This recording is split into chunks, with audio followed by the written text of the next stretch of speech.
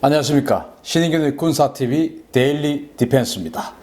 자, 제가 여러 가지 소식을 이 국방TV에 올려드리다가 또 이 군사TV에서 연재하고 있습니다.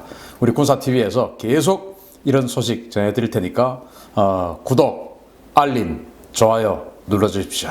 저와 함께 우리 한반도 정세 계속 공유해 나가시기 바랍니다. 자, 오늘 주제는요. 딱 걸린 시진핑, 그리고 바짝 졸은 김정은, 그리고 눈치 없는 문재인, 이런 주제로 말씀드리겠습니다. 자, 시진핑 중국 주석은 딱 걸렸고요. 김정은은 바짝 졸았습니다. 그런데 우리 문재인 대통령 눈치가 너무 없는 것 같아요. 이게 누구에게? 바로 미국에게입니다. 자, 관련 이야기 알려드리겠습니다. 셔너헨 미국 국방부 장관 대행이 중국의 국방부장에게 사진첩을 선물했습니다. 자, 이게 6월 11일 현지 시간이죠. 우리 시간으로는 6월 12일 AP통신에 보도가 됐는데, 자, 이거 한번 보십시오. 지난 1일 바로 이제 샹그릴라 대화였죠. 패트릭 셔너헨 미 국방장관 대행이 샹그릴라 대화에서 웨이팡허 중국 국방부장을 만나서 중국 근해에서 이루어지고 있는 북한의 불법 환적 증거 사진을 담은 32쪽 분량의 사진첩 한 권을 선물했다. 사진첩을 받은 웨이팡허 부장은 놀란 기색으로 사진첩을 동석한 참모에게 전달했다라는 겁니다. 자, 북한이 지금 유엔 제재를 통해서 여러 가지 무역 제재를 받고 있지 않습니까? 그러다 보니 특히 이제 이 에너지 부분, 이런 부분에 대해서 아주 강력한 제재를 받고 있는데, 그것을 이제 불법 환적, 즉 배를 공해상해야 되고 또 다른 배가 와가지고 거기서 이제 옮겨 실는 이런 그 불법 환적을 하고 있죠. 이 불법 환적의 주체국으로 대단히 의심받는 나라가 바로 러시아와 중국입니다. 이 러시아와 중국, 그 중에서도 이제 중국이 대단히 많이 이제 하고 있을 것으로 예상을 하는데, 그 중국 관련한 불법 환적 현장을 사진 찍은 앨범을 중국 국방부장인 웨이팡허에게 선물했다는 겁니다. 그 웨이팡허 그거 보고 완전히 한마디로 똥 씹은 표정이 된 거죠. 왜냐? 자기네들은 유엔 안보리 상임 이사국입니다. 유엔 안보리 상임 이사국은 자기네들 속내에 어떻든지 말든지 자기네들의 국가 위상을 유지를 하려고 하면은 일단 유엔 안보리에서 의결한 내용은 지켜야 됩니다. 그래야 그 자리에 앉아 있을 자격이 있죠. 유엔 안보리에서 의결한 내용을 지키지 않으면서 나는 상임 이사국이야 하고 있으려면은 이거는 명분이 안 서는 것이죠. 그래서 이제 유엔 안보리에서 대북한 제재 결의안을 다 통과를 시켰는데, 거기에 분명히 에너지나 이런 것들을, 지하자원이나 이런 것들을 다 통제하게끔 되어 있는데, 그걸 이제 중국이 불법 환적을 했다.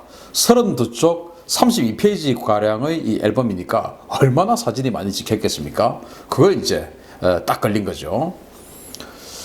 자, 지금 이 동중국해, 그리고 서해, 동해 이 일원에는 이 동맹국이, 미국의 동맹국이 총출동했습니다. 그래서 물 셀 틈 없는 여울잡기 작전이라는 이름의 작전을 벌이고 있어요. 여울잡기. 이 여울잡기가 뭐냐? 사전적으로 이렇게 찾아보니까 물론 지방마다 사투리 이런 것이 다 다를 수가 있는데, 어쨌든 표준어로는 여울잡기는 우리 이제 예전에 그 비 오면 도랑에 물이 많이 내려가지 않습니까? 그게 요렇게 돌 같은 거 모아가지고 일부분만 물이 흐르게 해요. 거기에다 이제 통발 같은 거 갖다 놓고 물고기 내려오는 걸 다 한꺼번에 잡는 것이죠. 저도 어릴 때 우리 할아버지 따라서 많이 해봤었는데 그게 여울잡기예요. 그러니까 도망갈 곳 없이 딱 외통수로 걸리게끔 되어 있는 것이죠. 상류에서 하류로 내려오는 물고기가 다 막혀 있는데 여기로만 갈 수 있게끔 되어 있는데 여기에는 통발이 있는 겁니다. 그래서 통발로 다 들어갈 수밖에 없어요.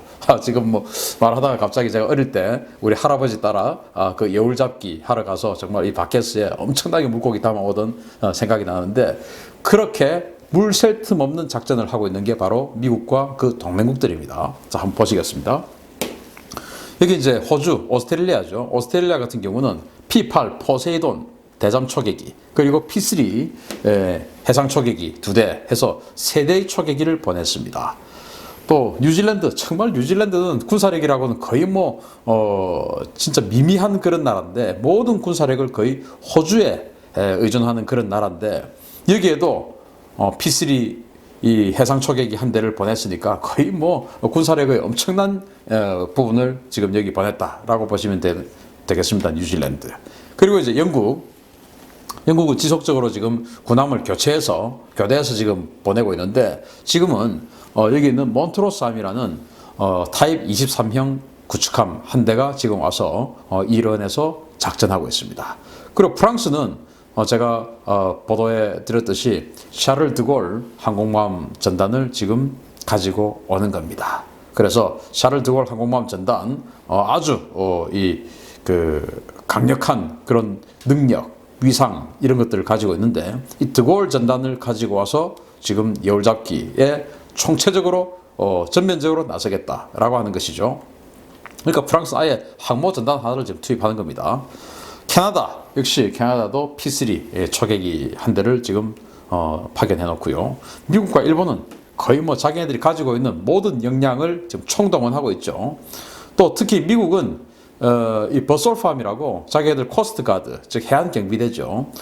멕시코의 마약 뭐 이런 것들을 이제 해상으로 들어오는 마약을 단속하는 아주 전문적인, 해상 단속 부분에 있어서는 최고 전문적인 그런 세력이 바로 미국의 코스트가드인데, 그 코스트가드의 대형 경비함인 버솔프가 지금 여기 와서 작전하고 있습니다. 뿐만 아니고 미국의 7함대 다 작전하고 있죠. 일본도 해상자위대가 남중국해에서부터 이 동중국해, 그리고 남해, 서해, 동해에서 거의 해상자위대, 그리고 일본의 해상보안청이 총동원되어서 작전하고 있습니다. 한국도 해군, 그리고 한국 해경이 작전하고 있는데, 한국 해군 해경은 거의 단속 실적이 없죠. 옆에서 아주 소극적으로 하고 있는 것 같습니다. 제가 실제로 듣기에도 그렇다라고 들었습니다. 자, 이렇게 물 셀 틈 없이 미국의 동맹국들이 여울잡기 작전을 하는데, 그러다 보니까 중국이 이제는 이렇게 좀 먼바다 이런 데서 하는 게 아니고, 이제는 중국 영해 쪽으로 바삭 붙어서 불법 환적을 한다는 겁니다. 자, 그러면 될까요? 아니죠. 북한과 중국 그네라고 안전할 줄 알았냐? 아니다 이겁니다. 왜냐? 바로 이런 비행기입니다. DHC-8이라고 하는 비행기인데요. CIA가 운용하는 특수정찰기입니다. 제가 국방TV에서 몇 번 소개해 드린 적이 있는 정찰기인데요. CIA용 특수정찰기, 이게 이제 민항기로 자기네들의 신분을 위조하고 중국 근해에 들어갑니다. 방공식별국이 안으로 쑥 들어갔죠. 여기 보시다시피 쑥 들어가서, 이게 이제 이 DHC-8 정찰기가 중국 근해에서 작전하고 있는데, 이런 식으로 아주 과감하게 중국 근해로 들어가서 작전하는 그런 정찰기까지 보내서 사진을 찍은 겁니다. 그러다 보니까 32페이지에 달하는 그런 엄청난 분량의 불법 환적 사진을 찍힌 거죠. 그래서 미국이 이랬겠죠. 그 함의는 뭐냐? 니들 우리말 안 들으면 이거 깐다. 까면 너 어떻게 되냐? 첫째, 쪽팔리지 않냐? 부끄럽지 않냐? 둘째, 어떻게 되냐? 세컨더리 보이콧 맞는다. 이거 아니겠습니까? 바로 이겁니다. 사진첩에 담긴 의미. 세컨더리 보이콧 맞을래? 이거예요. 그래서 셰너헌 미 국방부 장관 대행은 이렇게 이야기합니다. 나는 중국에게 멋진 책을 선물했다. 이것이야말로 중국이 미국과 협력할 수 있는 영역이다. 이게 뭐냐? 북한의 불법 환적을 같이 단속하는, 이것이야말로 중국이 미국과 협력할 수 있는 영역인데, 니들이 어디 감히 지금 그 불법 환적을 하는 주체가 돼 있냐? 네가 단속의 주체가 돼야지 불법을 저지르는 주체가 돼서 되겠냐? 유엔 안보리 상임 이사국 이 중국아 라고 하는 것이죠. 자, 이제 중국은 땀이 뻘뻘 나는 겁니다. 왜? 딱 걸렸으니까요. 그래서 자, 세컨더리 보이콧을 맞을래 하는 겁니다. 자, 그러면 이 세컨더리 보이콧이 뭐냐? 아마 여러분들 굉장히 많이 이야기를 들어보셨죠. 바로 제재 대상 국가와 거래하는 제3국의 정부, 기업, 금융기관, 개인에 대한 제재, 그리고 세컨더리 보이콧 대상 국가는 미 국내법에 따라서 미국의 그 어떤 경제 주체와도 거래할 수 없으며, 특히 미 금융기관과 거래가 금지됨에 따라서 기축통화인 달러를 이용할 수 없어서 국제시장에서의 모든 거래 행위에 치명적인 타격을 받게 됩니다. 이게 세컨더리 보이콧인데, 이렇게 이야기하면 좀 어렵죠. 자, 이게 바로 법 하나로 제3국을 파탄시킬 수 있는 기능을 가진, 능력을 가진 게 바로 기축통화의 힘입니다. 그렇기 때문에 미국의 세컨더리 보이콧이 통하는 겁니다. 이거 뭐냐? 자, HR 6281이라고 바로 이게 북한의 은행, 국제금융망에 대한 완전 퇴출을 결의한 법안입니다. 이것은 2016년 발의됐습니다. 언제 발의됐냐면은 2016년 1월 달에 북한이 4차 핵실험을 했습니다. 그 4차 핵실험 직후에 이게 이제 준비가 되고 발의를 했고, 그래서 이제 2017년 3월에 결의가 됐죠. 이건 뭐냐? 2016년에 발의된 북한의 국제금융망 차단법입니다. 이게 이제 HR 6281 법안인데요. 여기에 의거해서 북한을 국제금융망에서 완전히 차단한 조치입니다. 미국은 관련법에 의거해서 북한을 달러 사용 모든 국제금융망에서 축출했으며 이에 협조하지 않는 국가와 은행에 대해서도 제재를 경고했습니다. 미국은 스위프트망에 대한 감시를 통해서 모든 의심 자금 흐름을 추적하며 제재 대상국이 될 경우에 국제금융망 내의 모든 달러 거래가 불가능합니다. 예를 들어서 이게 뭐냐? 스위프트 네트워크라는 건데 이게 이제 미국이 딱 전 세계를 엮어놓은 그런 금융망이에요. 뭐냐면은 일단 미국의 달러가 기축통화 아니겠습니까? 거래는 달러로 다 합니다. 자, 고객이 이제 어떤 또 다른 고객에게 돈을 송금합니다. 예를 들어서 미국에 있는 A라는 회사가, 예를 들어서 이제 구글이라는 회사가 한국에 있는 홍길동에게 돈을 송금을 해요. 그러면은 미국의 시티은행에다가 이제 돈을 넣지요. 이제 구글이 거래하는 회사입니다. 그리고 이 홍길동은 한국의 국민은행, 신한은행, 이런 이제 큰 은행을 거래한다고 쳐요. 그러면은 여기에서 이 돈을 찾아야 돼요. 그러면은 시티은행에서 예를 들어서입니다. 시티은행에서 신한은행으로 또는 국민은행으로 홍길동 씨 계좌로 돈을 보내줘야 되는데 이거 어떻게 하냐? 바로 중개은행이 있는데 이것은 하나의 가상망입니다. 여기에는 코드가 다 있어요. 그래서 은행마다 코드가 다 있어요. 그런데 그 해당 은행이 만약에 불법을 저질렀다 이러면 그 코드를 삭제해 버리는 겁니다. 그러니까 돈을 송금받을 수 있는 코드가 없으니까 돈을 송금을 못 받죠. 그러면은 만약에 중국의 인민은행이 또는 공상은행이 있습니다. 중국 공상은행이 미국의 세컨더리 보이콧 제재를 받게 되면은 이 지금 중국 공상은행이 돈을 받아야 되는데 도이치방크, 즉 독일의 도이치방크에서 중국 공상은행으로 중국인에게 돈을 붙여줘야 돼요. 그러면 도이치방크는 자신은 정상적인 이 독일 은행이니까 돈을 붙일 수가 있어요. 중개은행으로 갑니다. 갈 수가 있는데 문제는 이 수취은행인 즉 그 중국의 왕서방의 계좌인 이 중국 공상은행의 코드가 여기 없는 겁니다. 퇴출시켜 버리니까 세컨더리 보이콧에서 퇴출시켜 버리면 코드가 없는 거예요. 그러면은 중국 공상은행으로는 그 어떤 외화도 들어갈 수가 없는 거예요. 달러를 거래할 수 없습니다. 그럼 중국 공상은행은 지금 중국에서 거의 제일 큰 은행 중에 하나인데 예를 들면입니다. 공상은행이 지금 나쁜 짓 했다는 게 아니고 가장 큰 은행 중에 하나지만 이런 국제 금융 거래를 할 수 없으면 국내에서 그냥 예금 받고 적금 받고 해서 거기서 이자를 주고 그 대신 국내에서 대출을 해주고 그 대출 받은 이자 소득을 가지고 또 직원들 월급 주고 이런 것들 국내에서만 할 수 있지 그것을 외환 거래를 할 수 없는 겁니다. 예를 들어서 우리 지역에 있는 상호 신용금고라든지 이런 것들처럼 국내 거래만 해가지고 대출을 해주고 이것만 할 수 있는 것이지 무역을 할 수 있는 은행이 아니게 돼버리는 겁니다. 완전 은행으로서는 사형 선고죠. 이제 이런 게 바로 이 스위프트 네트워크에서 퇴출하는 거예요. 이게 이제 기축 통화의 힘입니다. 세컨더리 보이콧 받게 되면은 무역 시장에서 퇴출되게 되는 겁니다. 무역을 할 수가 없어요. 국내 거래만 하는 겁니다, 이제. 그런 은행이 되어버리는 거예요. 지금 우리나라에 세컨더리 보이콧 가능성 있는 은행 여러 개 있다라고 하죠. 정말 조심해야 됩니다. 자, 제가 앞으로 지난번에 중국 화웨이에 대해서 제가 아주 심층 정밀 분석을 해서 지금 대단히 인기가 높고 그게 백수십만 조회까지 지금 올라갔는데 앞으로 이 지금 세컨더리 보이콧 우리가 이야기는 많이 들어봤는데 정확하게 개념을 잡기는 사실 힘들어요. 그래서 지난번에 그 화웨이처럼 이 세컨더리 보이콧에 대해서 아주 정밀하게 그리고 쉽게 설명을 한번 해드릴 기회를 여러분들이 반응이 좋으면 그런 기회를 한번 또 가져보도록 하겠습니다. 왜냐? 제가 경제 전문가가 아니기 때문에 저도 잘 몰라요. 그래서 제가 아는 만큼은 제가 아는 대로 설명하면은 제가 잘 모르는 사람이기 때문에 쉬울 수밖에 없습니다. 그래서 이제 그런 기회를 한번 가져볼 필요도 있겠다라는 생각을 하고, 어쨌든 미국은 기축통화를 갖고 있어요. 달러라는 기축통화를 갖고 있으니까 이거 가지고 마음대로 이제 요리하는 겁니다. 마음에 안 들면 달러에서 퇴출시켜버리는 거예요. 달러 금융 이 네트워크에서, 달러 거래 네트워크에서 퇴출시켜버리는 거예요. 그러면 그 은행은 국내에서 뭐 이자 받고 예금 받고 또 대출해주고 이건 할 수 있지만 국제 금융거래, 즉 무역을 할 수 없는 거예요.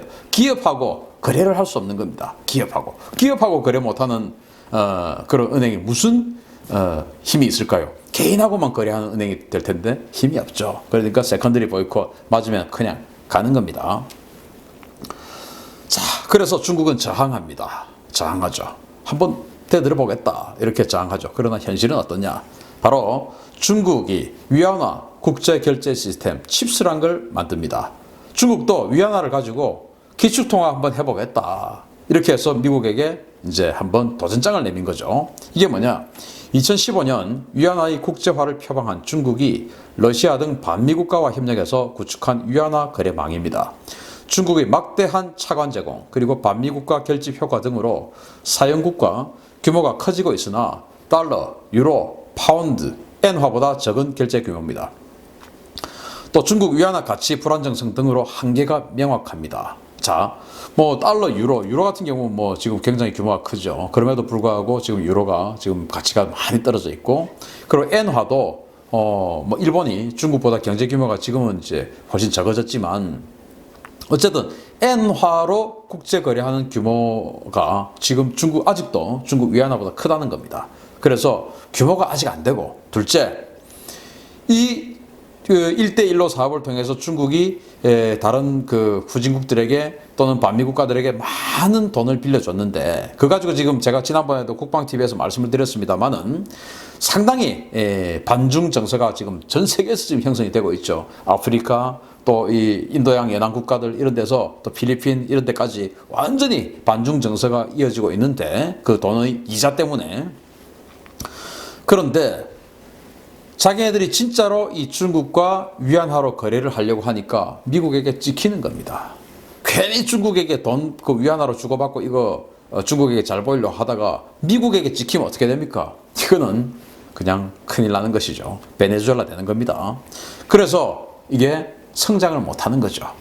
자, 일본이 잃어버린 20년을 어떻게 해서 왔습니까? 야, 미국에게 함부로 노라고 할 수 있는 국가가 되자, 뭐 이런 이야기하면서 하다가 우리 이 정도 되니까 우리가 미국보다 영토는 지금 뭐 수십 분의 1밖에 안 되고 인구는 지금 3분의 1밖에 안 되는데 우리의 경제 규모가 미국의 60% 되니까 우리도 기축통화 한번 해보자 하다가 일본이 잃어버린 20년 박살이 나버렸죠. 예. 그래서 미국은 기축통화의 위상에 도전하는 그 어떤 국가도 가만 놔두지 않습니다. 그거 가지고 미국이 세계를 통치하기 때문에 가만 놔두지 않죠. 그런데 중국이 기축통화 한번 해보려고 한 거죠. 또 러시아도 있습니다. 러시아 경제 규모도 얼마 안 되면서 러시아 국영 가스프롬 방크라는 데가 있는데 여기를 통해서 가상화폐 거래소, 예를 들어서 비트코인이나 우리 한국의 빗썸 뭐 이런 회사와 우리 은행들 이렇게 엮어가지고 그 블록체인 형성해서 한번 거래해보자 이런 거 지금 시도하고 있어요. 그래서 지금 이 두 나라 미국한테 그냥 주 터지는 겁니다. 어디 감히 기축통화를 흔들어. 이거 가지고 미국이 지금 생존하는데 어디 감히 미국의 아주 핵심적인 영역을 건드리는 겁니다. 가만 놔두지 않죠. 자, 그래서 관세 폭탄에다가 뭐 어마어마한 지금 압력을 중국은 받고 있습니다. 처음에는 600만 달러인가요? 그게 이제 관세를 때렸다가 2,500만 달러, 앞으로는 3천억 달러, 2,500억 달러, 그리고 앞으로는 3천억 달러 더 있다는 겁니다. 뭐 이런 식으로 지금 이제 관세는 아름다워 이러면서 지금 트럼프 대통령이 막 그냥 25%의 관세를 때려버리는 거죠. 그래서 중국은 지금 완전히 그로키 상태가 되어 있는 겁니다. 그래서 중국은 지금 거의 깔딱깔딱 오늘 내일 하는 그런 상황으로 가서 지금 내가 잘못했다라고 지금 이야기해야 되나 하는 그 지경까지 지금 가 있는 거예요. 김정은이 바로 캐치한 겁니다. 왜? 일단 중국 보니까 지금 흔들흔들하고 거기다가 지금 한국 주변에 제가 매일 지금 알려드리고 있습니다만은 미국의 군사력이 얼마나 지금 집결하고 있습니까? 그러니까 큰일 났다 이거. 내가 괜히 중국 믿고 까불다가 지금 미국한테 이거는 뭐 완전히 내가 잡혀 죽겠다. 델타 포스에게 끌려가가지고 내가 워싱턴 DC 연방법원에 법정에 서겠다. 그래서 사형언도 받으면 어떡하지? 라는 걱정이 생기는 것이죠. 그래서 김정은이 아주 공손한 자세로 존경하는 트럼프 형님께 그동안 제가 개념 없이 까불었던 것 사과드립니다. 앞으로는 정말 시키는 대로 열심히 하겠습니다. 뭐 내용은 보지 않았습니다만은 뭐 이런 내용의 편지를 쓰지 않았을까? 왜? 김정은이 지금 트럼프 대통령에게 편지를 보냈답니다. 친서를.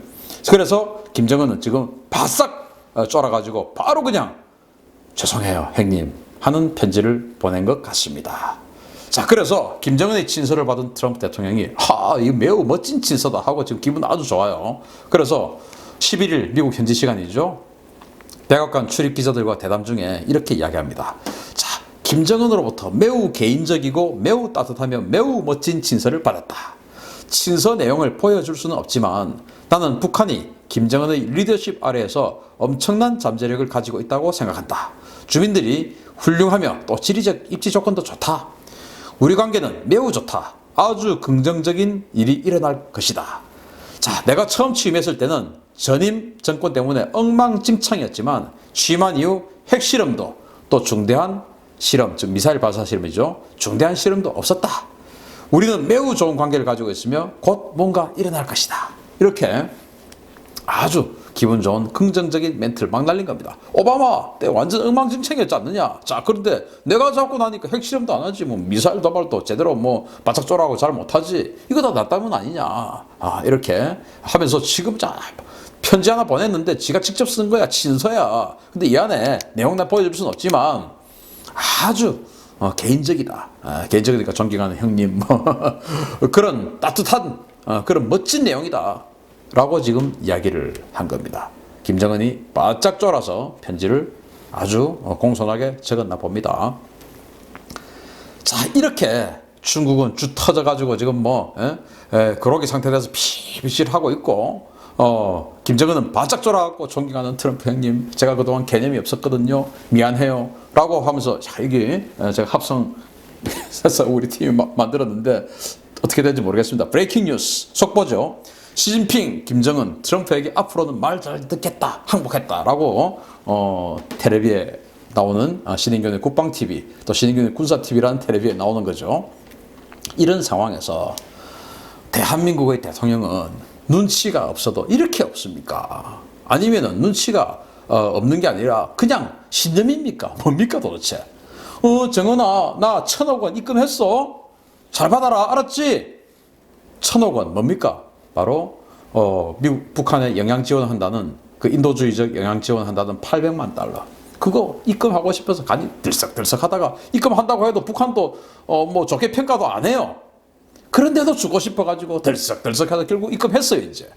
그게 1,000억 원 아닙니까? 정원아 1,000억 원 입금했으니까 형아가 보냈어. 잘 받았어. 그리고는 중국에게는 중국몽 꾸고요. 중국은 큰 산이고요. 우리는 작은 산이잖아요. 중국몽 또 1대1로 그 1대1로를 뒷받침할 수 있는 신북방정책, 신남방정책 해가지고 알고 보면 그거 1대1로하고 다 연결시키는 이거 우리 잘 열심히 할게요. 이렇게 지금 하고 있는 우리 대한민국 대통령 정말 눈치가 없어도 이렇게 없습니까? 세계는 지금 거의 게임이 미국에게 끝나갑니다. 우리 대한민국 혼자만의 나라가 아니에요. 우리 5천만 국민의 나라입니다. 혼자의 나라가 아니다 이거예요. 혼자의 반미 그 정서를 실현하기 위한 그 나라가 아닙니다. 5천만 국민 그리고 앞으로 태어날 우리 아이들 지금 성장할 우리 아이들 우리 자녀들 우리 손자들의 나라입니다. 그 나라를 이렇게 함부로 쓰레기통 속으로 박아서는 안 된다 이겁니다. 우리 아버지가 우리에게 좋은 나라를 만들어 물려주셨듯이 우리는 우리 아이들에게 더 좋은 나라를 물려줘야죠. 세계에서 제일 강한 나라와 같은 편이 되어 있는 이 훌륭한 상태를 왜 흔들려 하냐 이겁니다. 자, 신인균의 군사TV 여러분 계속 구독, 알림, 좋아요 누르셔서 저와 함께 우리 애국 그리고 국가 안보를 위하는 생각들을 공유하시기 바랍니다. 오늘 데일리 디펜스 마치겠습니다. 감사합니다.